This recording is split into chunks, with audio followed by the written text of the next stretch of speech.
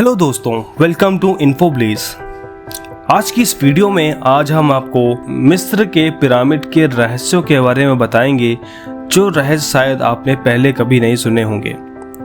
जमीन से 480 फीट ऊंचे 4500 साल पुराने इस पिरामिड के अंदर ऐसा क्या था जिसको सिर्फ देखने के लिए रिसर्चर्स ने एक रोबोटिक कैमरा पिरामिड के अंदर भेजा। एक जगह जाकर रोबोटिक कैमरा रुक गया क्योंकि अब उसके सामने एक पत्थर की चट्टान थी। रिसर्चर्स का मानना था कि इस चट्टान के पीछे जरूर कोई ऐसा राज छुपा है जो पिछले 4500 सालों से दफन है। यह राज उनको हर कीमत पर जानना था, इसलिए उन्होंने रोबोट के आगे एक ड्रिल मशीन लगाई जिसने उस पत्थर की चट्टान में बारीक छेद कर दिया। इस छेद के अंदर एक कैमरा भेजा गया जिसने चट्टान के उस पार एक ऐसा मंजर देखा जो पिछले 4500 सालों से किसी ने भी नहीं देखा था। दोस्तों, मिस्र में टोटल 138 ऊंचे पिरामिड मौजूद हैं, जिन्होंने पिछले हजारों सालों से दर्जनों अर्थक्वेक्स और खतरनाक तूफानों का सामना किया, लेकिन मजाल है कि इनमें से एक भी इधर से उधर हुआ हो। इनमें सबसे ऊंचा और सबसे बड़ा pyramid the great pyramid of Giza कहलाता है और इस पिरामिड के बेस का एरिया 13 एकड़ है। यानी इस पिरामिड के अंदर एक दो नहीं बल्कि पूरे 9 फुटबॉल फील्ड आसानी से आ सकती हैं। एक एस्टीमेट के हिसाब से इस पिरामिड में टोटल 23 लाख बड़े बड़े पत्थरों का इस्तेमाल हुआ है, जिनमें से कई पत्थरों का वजन 50 टन भी था। अगर इसके टोटल वजन का अंदाजा लगाया जाए तो इस पिरामिड का वजन 60 लाख टन है, जो 12 बुर्ज खलीफा के वजन के बराबर बनता है। लेकिन इतने ऊंचे और आलीशान पिरामिड बनाने का आखिर मकसद क्या था? हजारों साल जब इंसान के पास टूल्स भी मौजूद नहीं थे, तब कैसे इन दीवारों को इंच बाय इंच लेवल किया गया? कैसे 50 टन वजनी पत्थरों को स्क्वायर शेप में काटकर बगैर क्रेन के ही 4080 फीट ऊंचाई तक पहुंचाया गया? और इनको बनाने में कैसे कौन से इंजीनियर्स का हाथ था जिन्होंने इन पिरामिड्स को अर्थक्वेक प्रूफ के साथ साथ इनकी तमाम साइड्स को एग्जैक्टली 51.5 डिग्री के एंगल पे सेट किया?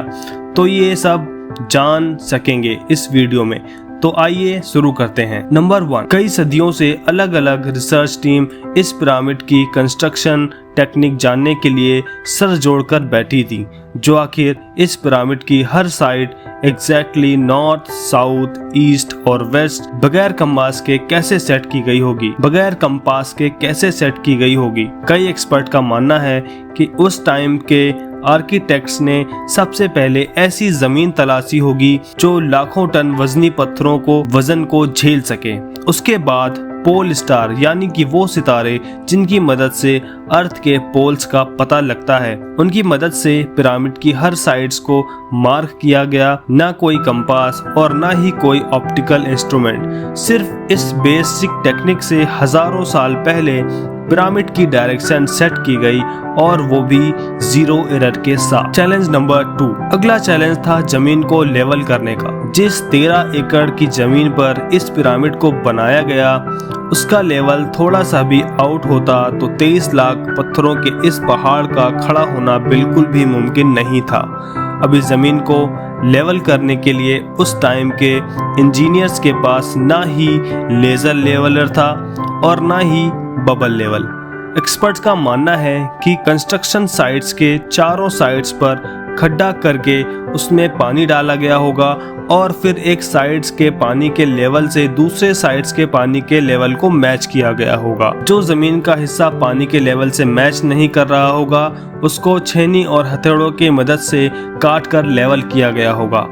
कई एक्सपर्ट्स का मानना है कि एंशिएंट इजिप्शियन ने इस सिंपल टूल का भी इस्तेमाल किया होगा, जिसकी दोनों साइड्स लकड़ियां और ठीक सेंटर में एक रस्सी के पत्थर से बंधा हुआ है। अगर पत्थर जमीन से टच हो गया और उसकी रस्सी ठीक सेंटर लाइन पे आ रही होगी, तो इसका मतलब है कि बीच की जमीन परफेक्टली लेवल है। चैलेंज नंबर 3, अब पिरामिड कंस्ट्रक्शन पे डायरेक्शन भी सेट थी, मार्किंग भी हो चुकी थी और जमीन का लेवल भी सेट था।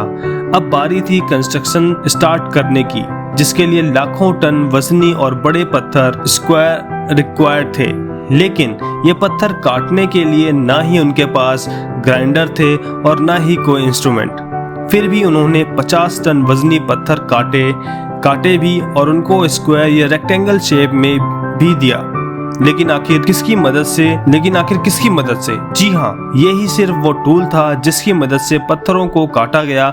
एक्सपर्ट्स का मानना है कि पिरामिड के कंस्ट्रक्शन पे इस्तेमाल होने वाली छेनी सिर्फ कॉपर से ही नहीं बनी थी, क्योंकि उनको भी ये बात मालूम थी कि कॉपर नरम होता है और पत्थर नहीं काट सकता। इसलिए इसमें एक केमिकल आर्सेनिक भी शामिल किया गया था।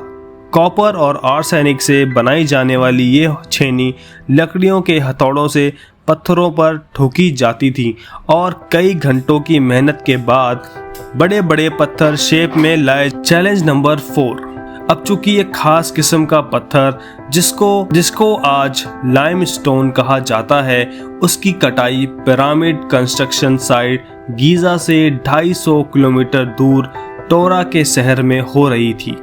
अब मसला था कि पत्थर गीजा तक ट्रांसपोर्ट करने का। हर एक पत्थर 50 टन यानी 50,000 किलो के बराबर था, जो तकरीबन 3 पैसेंजर्स बस के वजन के बराबर बनता है। और ऐसे 23 लाख पत्थर सिर्फ एक पिरामिड में इस्तेमाल होने थे। इतना ज्यादा वजन ट्रांसपोर्ट करने के लिए ना ही उस दौर में कोई जानवर काम आ सकता था और ना ही उनके पास ट्रक्स मौजूद थे। हत्ता कि अगर आजकल के दौर में भी ये काम करना पड़े तो ट्रांसपोर्ट कंपनीज को अच्छा खासा टफ टाइम लगेगा।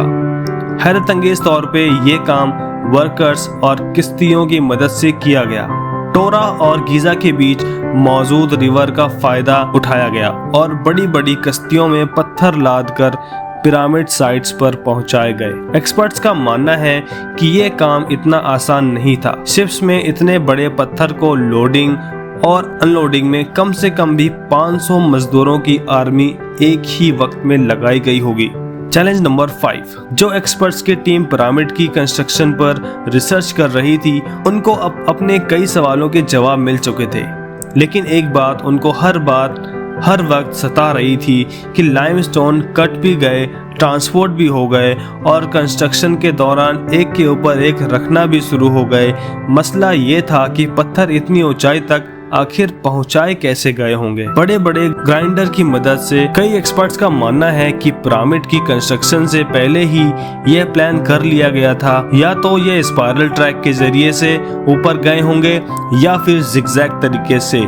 लेकिन यह बात तो तय थी कि 50,000 किलोग्राम के पत्थर ऊपर मजदूरों की आर्मी की मदद से ही खींच कर गए होंगे। चैलेंज नंबर 6, बात सिर्फ लाखों मजदूरों छेनी हथौड़ों से लाइमस्टोन काटने और इतने बड़े पत्थर को ट्रांसपोर्ट करने की ही नहीं थी। इस पिरामिड के अंदर कंपार्टमेंट थे। इतने बड़े पत्थरों को ट्रांसपोर्ट की ही नहीं थी। इस पिरामिड के अंदर कंपार्टमेंट, इनके अंदर जाने का रास्ता और कई छोटी छोटी सुरंगें भी बनाई गई थी। बाकी सब चीजें तो ठीक थी, लेकिन एक चीज एक्सपर्ट्स को हैरान कर गई, वो ये थी कि अंदर कंपार्टमेंट्स के अंदर जो पत्थर इस्तेमाल हुआ था वो लाइमस्टोन नहीं बल्कि ग्रेनाइट था। जी हाँ, ग्रेनाइट एक ऐसा पत्थर है जो डायमंड के बाद दुनिया का सबसे मजबूत स्टोन माना जाता है। आजकल के मॉडर्न दौर में भी ग्रेनाइट बड़े बड़े ग्राइंडर की मदद से ही काटा जाता है। बड़े बड़े ग्राइंडर की मदद से भी नहीं काटा जा सकता।